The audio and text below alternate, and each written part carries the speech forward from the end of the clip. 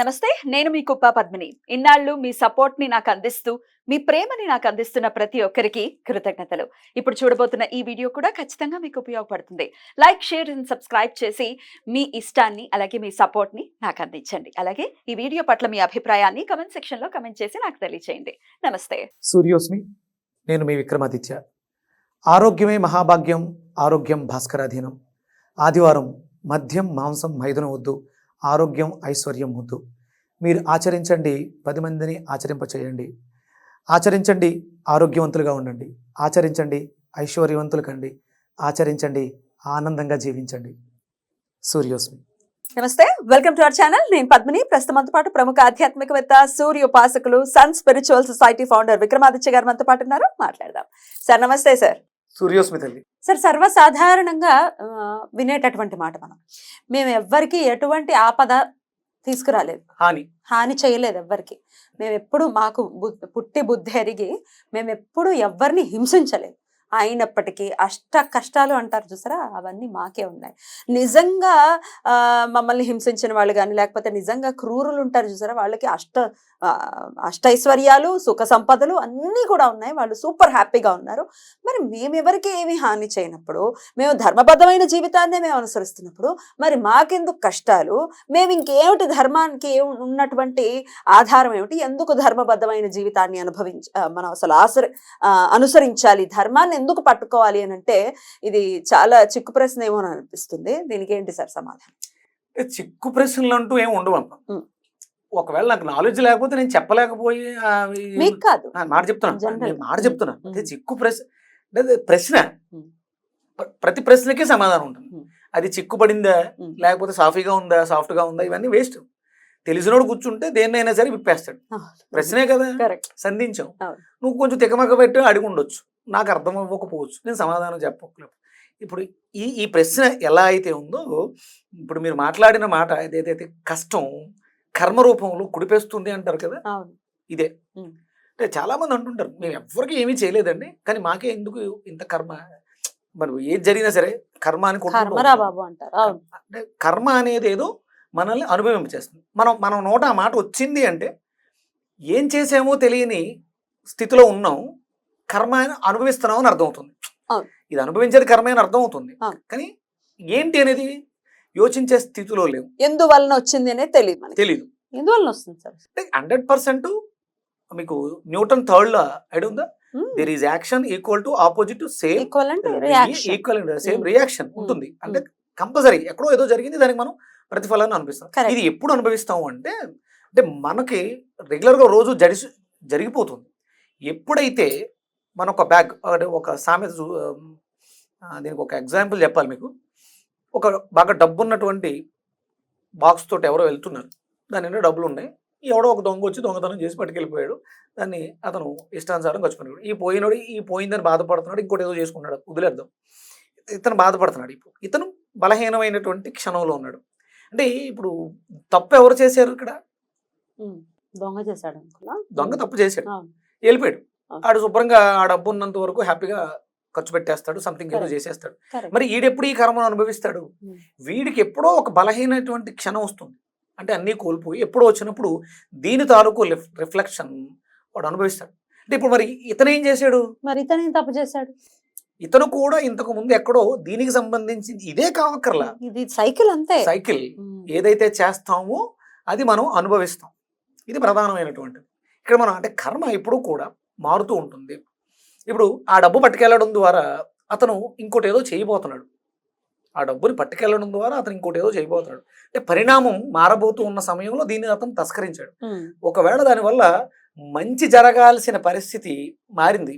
ఈ పట్టుకెళ్ళిన డబ్బుతో ఒక 100 మందికి ఏదో చేద్దాం మంచి అనుకున్నాడు.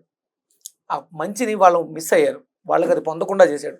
అప్పుడు ఇక్కడ కేవలం ఇతను దొంగలించింది దొంగతనమే కదా. దీనికి అద్భుతమైనటువంటి ఎగ్జాంపుల్ ఏం చెప్పారంటే, అంటే కౌరవులు 100 మంది ఒకేసారి చనిపోయారు అనే మాట వినాలి అంటే ఆ తండ్రి ఎంత క్షోభ చేసి ఉండాలి. అంటే ఇలాంటివి ఎన్నో చేస్తే ఆ 100 కూడా కూడిన తర్వాత 100 మంది పుత్రులుగా వచ్చి, ఇప్పుడు ఒక మనిషిని చంపితే ఉరిశిక్ష వేస్తారు, 2 చంపితే ఉరిశిక్ష వేస్తారు, 3 చంపితే ఉరిశిక్ష.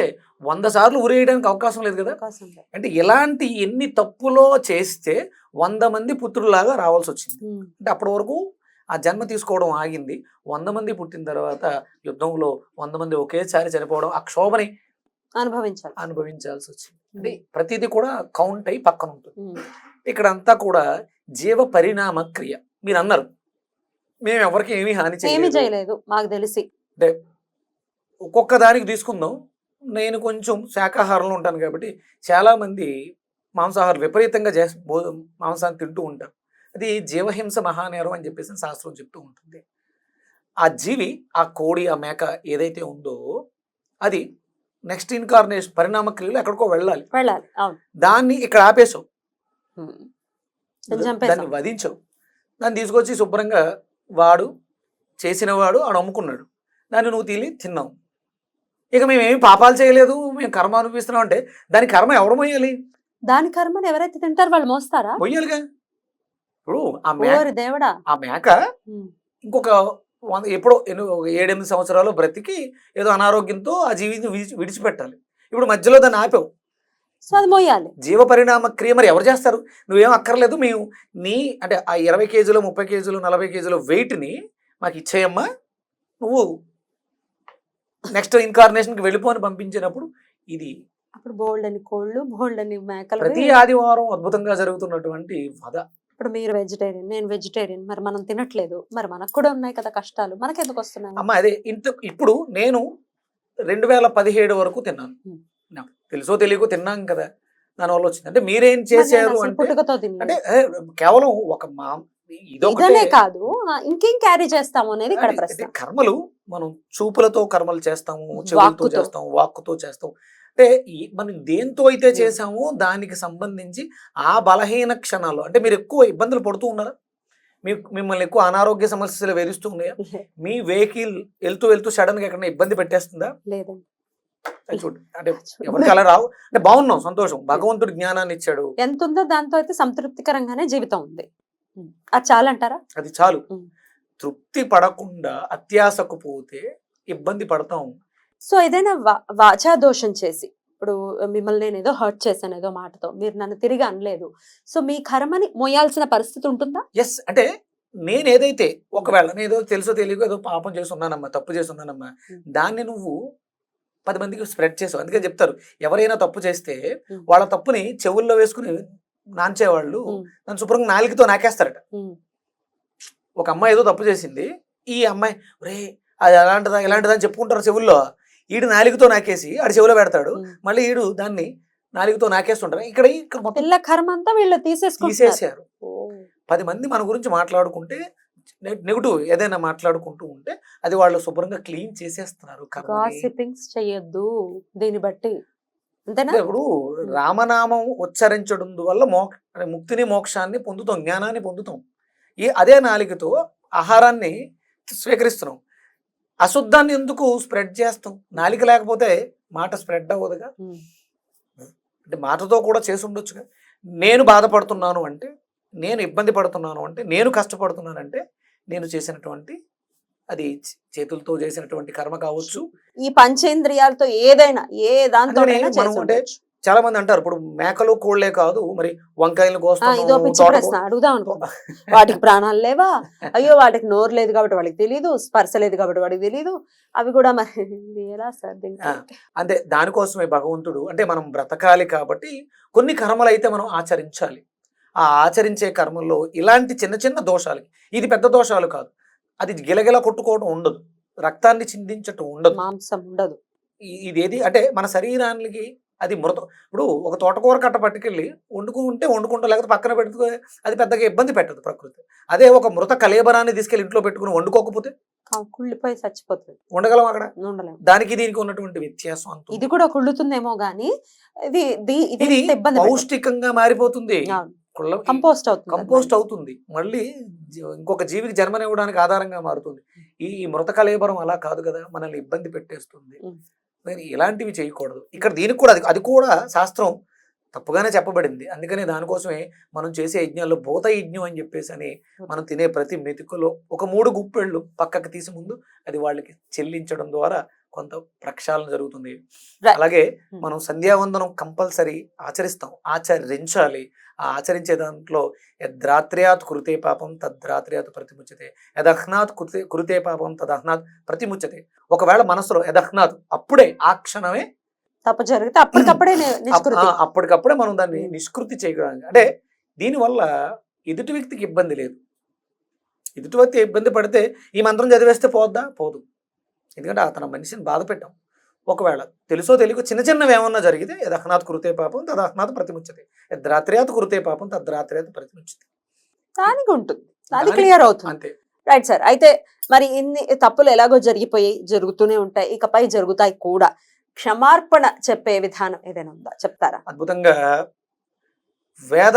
వేద పఠనం జరుగుతున్నటువంటి ప్రాంతాల్లో సంచరించడం, వేదాలు నేర్చుకున్నటువంటి సత్పురుషులు బ్రాహ్మణులు ఎవరైతే ఉంటారో వాళ్ళ దగ్గరికి వెళ్ళి వాళ్ళ ఆశీర్వాదం తీసుకోవటం, చిన్న పెద్ద శ్లోకాలు వినటం, వేదాన్ని అనుకోవటం, తెలుసుకోవాలనుకోవడమే దీనికి నిష్కృతి. ఎందుకంటే వేదవాంగ్మయంలో ఇవన్నీ ఉన్నాయి. మనం ఏమేం కర్మలు చేస్తాము, కర్మలకి ప్రక్షాళన ఏంటి, చిన్న చిన్న మంత్రాలు, అద్భుతమైనటువంటి మంత్రాలు. అంటే సాధించాలి. ఊరికే మన శరీరం ఉంది, శ్రీ విద్యా ఉపాసన ఉంది, శ్రీ విద్యా ఉపాసనలో నీకు మోక్షం ఉండదు. ఆవిడ మూడు ఫలితాలను ఇస్తుంది మనకేంటి, ధర్మము, అర్థము, కామ్యము. అంటే భగవంతుడు ఆరాధన ఎందుకు చేస్తామంటే మోక్షం కోసం చేస్తాం. ధర్మ, అర్థ, కామ్య, మోక్షాలు. శ్రీ విద్యలో ధర్మము, అర్థము, కామ్యము, కోరికలు కూడా నెరవేర్చేసుకోవచ్చు. ధర్మబద్ధంగా, అర్థబద్ధంగా. అంటే అర్థం అంటే సంపదలతో కోరికలన్నీ నెరవేర్చుకో, హ్యాపీగా ఉండు. అప్పుడు తర్వాత మోక్షం గురించి ఆలోచించు. అంటే భగవంతుని శరణు వేడుకోవడం, అంటే వేద ప్రమాణమైనటువంటి మంత్రాలని వినడం ద్వారా కానీ పఠించడం ద్వారా కానీ మనకి అద్భుతమైనటువంటి ముక్తి, మోక్షం లభిస్తుంది. ఈ పాపాల నుంచి కూడా బయటపడేటటువంటి జ్ఞానం వచ్చేసింది. మనం ఇంక పాపాలు చేయాల్సిన అవసరం లేదు. నేర్చుకుంటున్నారు కూడా, చెప్తారుగా, వెయిట్ చేస్తూ ఉంటాం. Thank you so very much sir. నమస్తే. సూర్యస్మిత.